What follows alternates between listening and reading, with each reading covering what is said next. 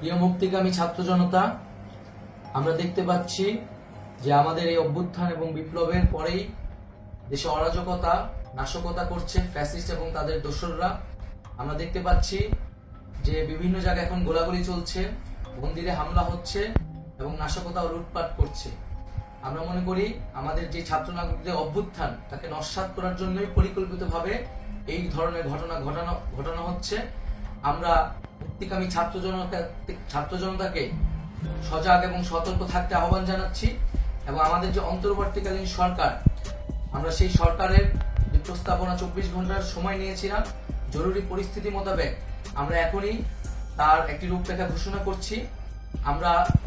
আমরা সিদ্ধান্ত নিয়েছি যে সর্বজন গ্রহণযোগ্য আন্তর্জাতিক খ্যাতিসম্পন্ন নোবেল পুরস্কার বিজয়ী ডক্টর মোহাম্মদ ইউনূসকে প্রধান উপদেষ্টা করে অন্তর্বর্তীকালীন সরকার গঠন করা হবে এবং ডক্টর মোহাম্মদ ইউনূসের সাথেও আমাদের কথা হয়েছে।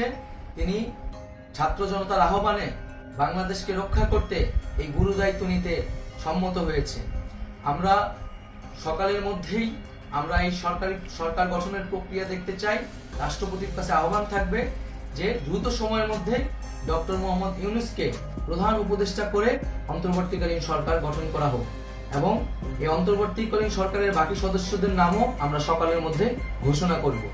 প্রিয় বন্ধুগণ, দেশে যে অরাজকতা চলছে, মানুষের জীবনের নিরাপত্তাহীনতা চলছে, সেজন্য আমরা রাষ্ট্রপতির কাছে আহ্বান জানাচ্ছি দেশে আইন শৃঙ্খলা পরিবেশ ফিরিয়ে আনার জন্য দ্রুত সময়ের মধ্যে কার্যকর ব্যবস্থা নিতে হবে এবং আইন শৃঙ্খলা বাহিনীকে সহযোগিতা করার জন্য মুক্তিকামী ছাত্র জনতাও রাজপথে থাকবে এবং অন্তর্বর্তীকালীন সরকার গঠন না হওয়া পর্যন্ত মুক্তিকামী ছাত্র জনতাকে রাজপথে থেকে তাদের যে অভ্যুত্থান, সেই অভ্যুত্থানকে রক্ষা করতে হবে।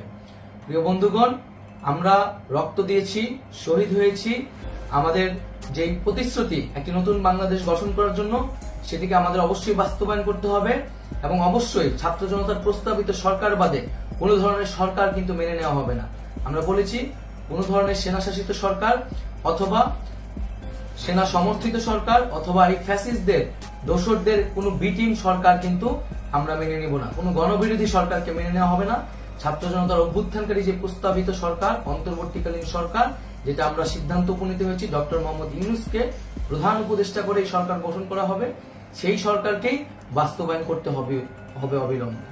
আগামীকাল সকাল থেকে সকলকে আহ্বান জানাচ্ছি রাজপথে থাকার জন্য এবং আমাদের যে সাম্প্রদায়িক সম্প্রীতি এবং রাষ্ট্রীয় সম্পদ রক্ষা কমিটির ঘোষণা হয়েছে বৈষম্যবিরোধী ছাত্র আন্দোলনের নেতৃত্বে, সকল পাড়ায় পাড়ায় এলাকায় এলাকায় সেই কমিটি পাহারায় থাকবে। আমাদের সংখ্যালঘু কমিউনিটিকে আমাদের রক্ষা করতে হবে, রাষ্ট্রীয় সম্পদ এবং এই দেশকে রক্ষা করতে হবে আমাদের।